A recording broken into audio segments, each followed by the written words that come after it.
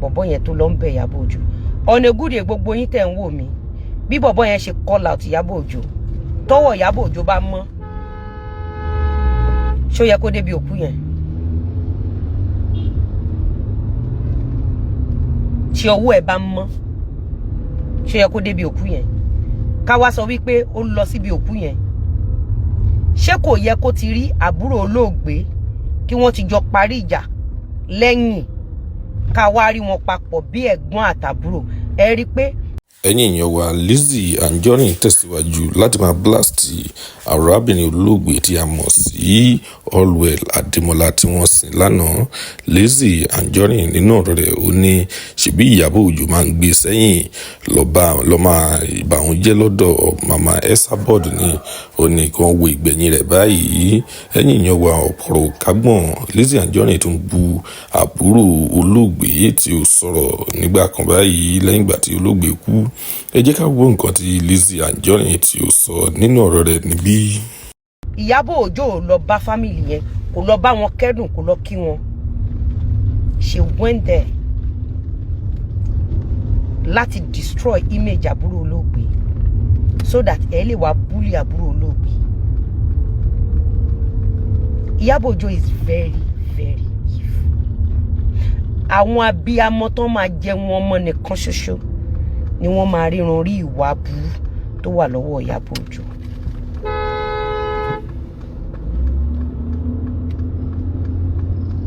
àbúrò olóògbé tó sọ̀rọ̀ yẹn ọjọ́ tó sọ̀rọ̀ ló yẹ kí Ìyábọ̀ Òjó ti swallow pride ẹ̀ kó dẹ̀ pe bọ̀bọ́ yẹn kó dẹ̀ lọ sílé wọn kó lọ kí wọn kó dẹ̀ fún wọn ní nǹkan. as a matter of fact kó tó di àná ó yẹ kí Ìyábọ̀ Òjó ti lọ dáadáa tó mẹ́rin márùn láti inú àpò ẹ̀. ẹ mọ nǹkan tí Ìyábọ̀ Òjó ṣe dress up ni ẹ mọ tó ṣe dress up ni ó lọ ń tọrọ owó mọ́tò kiri. voice note ẹ wà ń bí o Ìyábọ̀ voice note ẹ wà ń bí tó sọ pé òun lọ sí òkú àwọn onítíátà kan kò dẹ̀ sí nǹkan kan lọ́wọ́ ẹ kò tiẹ̀ wá sówó tó fẹ́ fi wọ mọ́tò. ó ṣẹ̀ṣẹ̀ lọ tọrọ bárà Ìyábọ̀ níbi tí Ọlọ́run bá ti tiẹ̀ jẹ́ dé ó ṣẹ̀ṣẹ̀ lọ tọrọ bárà. nígbà tó wá débẹ̀ tí ò bá sí pé o tún fẹ́ lọ fòkú yẹn gba o fẹ́ lọ fòkú yẹn wá fame ó débẹ̀ ó rí pé gbogbo àwọn tó kú ẹ̀wọ̀n make up ẹ̀tọ́ ẹ bọ́ sí kọ́nà kan kò lo wipes kò nu ojú ẹ̀ ó wá nu ojú ẹ̀ nìyẹn ẹ̀tọ́ ẹ yọ gbogbo jewelry tó wà lára ẹ̀ ó lọ síbi òkú yẹn bí ìgbà tí ọ̀tá ẹ̀ kú bí ìgbà tó rí mú bí ìgbà tó padà rẹ́yìn ẹ̀. gbogbo wa kọ́ la ya dìndìnrín bí títí ẹ̀ náà Ìyábọ̀ gbogbo wa kọ́ ni a mọ nǹkan tá à ń ṣe agbọ́n. ó tèkà àwọn tó ní ojú inú láti mọ ohun tí mò ń sọ. ṣe bọ́ọ̀rẹ́ ẹ̀ ló pé at least ẹni tó ń gbé sẹ́yìn lọ kọ́mẹ̀ntì lọ́dọ̀ Esabod ó gbà fún ẹ ó fẹ́ràn ẹ ó ti torí títí ẹ ó tọwọ́ bọ́ná. ó ti torí títí ẹ ó ṣe ènìyàn.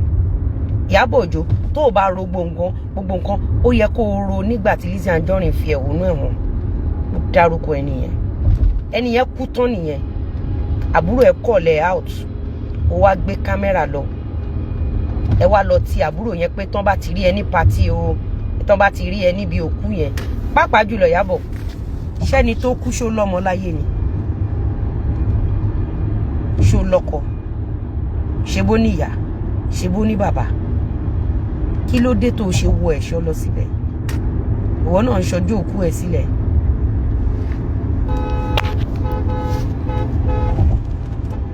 ó mọ̀ pé ó sì máa tọ́tẹ̀ lọ síbi patí ẹ̀ ọjọ́ kejì tó gbọ́ pé ó kú kò sí patí tó lọ tán ní Nàìjíríà yìí.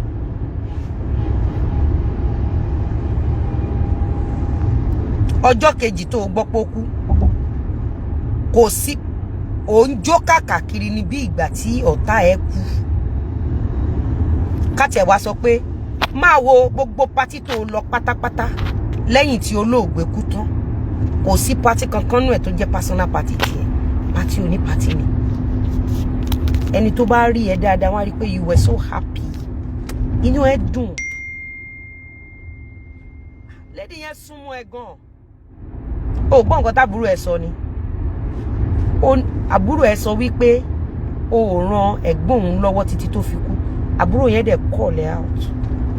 Ó ní gbogbo cinema movies tẹ́ ń ṣe. Ó ní ẹ pé síbẹ̀.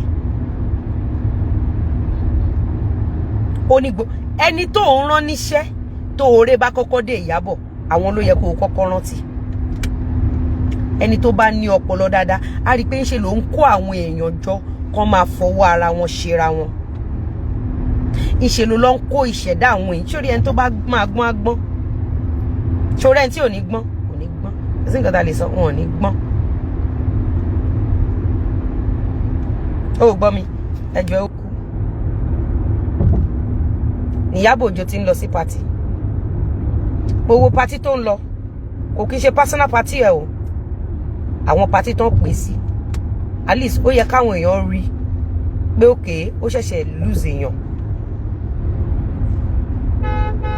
Àbúrò bọ̀bọ́ yẹn sọ wípé kò pe àǹtí òun, kò feature àǹtí òun. Àbí bẹ́ẹ̀ kọ́? Because lady yẹn máa ti sọ fún àbúrò ẹ̀. So lára àwọn nǹkan tó ṣekú pa, lára àwọn nǹkan tó ṣe ìrònú, ó ṣe ìrònú fún lady yẹn pé lágbájá báyìí bóun dẹ̀ ṣe nífẹ̀ẹ́ tó. Ìwọ Ìyábọ̀ Òjó olóò feature nínú fíìmù ẹ̀, olóò fún lówó, receipt tó fi fún lówó dà. Ìyábọ̀ in process pé òun lọ party kiri yìí, Mohbad ṣì wà ní mọ́ṣúárì. Mohbad ṣì wà ní mọ́ṣúárì. Àtijọ́ tó ti lọ gbé boyfriend ọmọ ẹ̀ dé láti Tanzania. Ìyábọ̀, the rate you drop ìyá Mohbad ó tó kéèyàn sá fún ẹ. The way you drop ìyá Mohbad like a bag of shit. The brother did not beg Ìyábọ̀ Òjó. Ìyábọ̀ Òjó is just a nuisance. Tẹ́ bá mọ èèyàn tó send video bí tí bọ̀bọ́ yẹn ti ń bẹ̀. Tẹ́ bá mọ negative reaction tó generate fún Ìyábọ̀ Òjó máa lọ yọ video yẹn. Ìyábọ̀ Òjó fẹ́ validate rẹ̀ pé bọ̀bọ́ yẹn wá bẹ̀ òun àbí. Àwọn èèyàn rí ẹ pé lórí burúkú èèyàn ní Ìyábọ̀. Like I said kí n tó mute. Nígbà tí bọ̀bọ́ yẹn ti fẹ̀hónú ẹ̀ hàn tó dẹ̀ ti gbé ẹ̀gbọ́n ẹ̀ sẹ́yìn lọ ṣe orí àwọn aláìṣẹ̀, ó yẹ kó ti lọ sílé wọn, kó ti lọ kí wọn. Ó yẹ kí ìwà àti bọ̀bọ́ yẹn kẹ́ ti sort it out.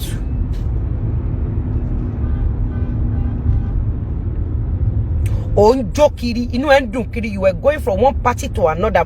In fact, inú ẹ̀ ń dùn. Ó mọ iye ọdún tó ti lọ sí white party last. Lẹ́yìn ikú lady yìí ló lọ white party. December white party.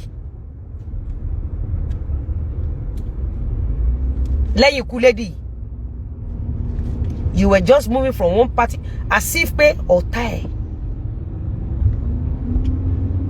This is a lady you tricked when she was alive.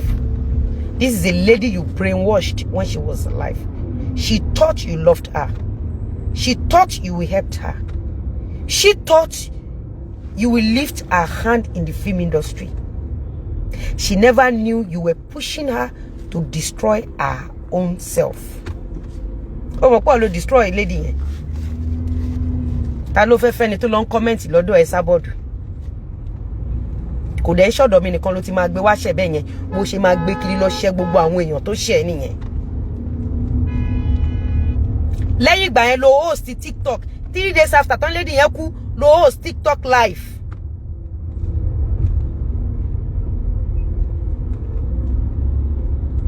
Lẹ́yìn tán lady yẹn kú. Ó wá tàn wọ́n kó máa gbakú ẹkú. Kó máa gbakú ẹkú. Àwọn tó lò ní Dùmátà. Látijọ́ tí lady yẹn ti kú. Ìyábọ̀ ṣó rántí àwọn ọmọ ẹ̀ mọ́. Ọmọ tó pè mí ló lè ní Dùmátà. Ọmọ tí mo rajà lọ́wọ́ ẹ̀ ní Dùmátà. Ọmọ 4 ló dà sílẹ̀. Látijọ́ tí lady yẹn ti kú. Ìyẹn ìyàwó bọ̀bọ́ tí mo rajà lọ́wọ́ ẹ̀. Látijọ́ tí lady yẹn ti kú. Ṣó rántí ẹ̀ mọ́. Ṣó rántí àwọn ọmọ ẹ̀ mọ́. Àbí ṣé téèyàn tí ó dùn yàn bá kú ṣó yẹ kó make up lọ, ṣó yẹ kó máa rìnrìn àrè, ṣó yẹ kó máa ṣorí burúkú, ó wá sọ̀rọ̀ ẹ di Van Damme, ó wá no. Ó mọ̀ pé kò yẹ, number one, tọ́wọ́ ẹ bá mọ́ like I said, kò yẹ kó lọ party yẹn. Bábúrò yẹn ṣe call ẹ out. Gbogbo ẹ̀yin tẹ́ wà níbí báyìí, tábúrò olóògbé kan bá call ẹ out, ṣé máa lọ sí party yẹn? Ṣé máa lọ síbẹ̀? Àníkọ́ tó ń ṣẹlẹ̀, wọ́n ń sin lánàá ni kò yẹ kó lọ bẹ̀. Tó bá fẹ́ wá lọ síbi tí wọ́n ti ń sin lady yẹn, wàá ti lọ behind. Ọjọ́ kejì tí bọ̀bọ́ yẹn call ẹ out, wàá lọ sílé wọn. Wàá bẹ bọ̀bọ́ yẹn, wàá bẹ àwọn family yẹn. Ẹ̀rí tó bá ní wàá fi hàn wọ́n. Irọ́ o kò dẹ̀ rí bẹ́ẹ̀ o. Ọjọ́ tó ń sin lady yẹn lánàá, ẹjọ́ máa wà pọ̀ níbi tẹ̀gbọ́n-tàbúrò. Kò ń ṣe pé kámẹ́rà ṣẹ̀ṣẹ̀ máa show ẹ̀ pé bọ̀bọ́ yẹn ṣe ń bẹ̀. Fún pé bọ̀bọ́ yẹn ṣe ń show ẹ̀, fún pé kámẹ́rà ṣe ń show pé bọ̀bọ́ yẹn ṣẹ̀ṣẹ̀ ń bẹ̀. Ìyábọ̀, you are evil.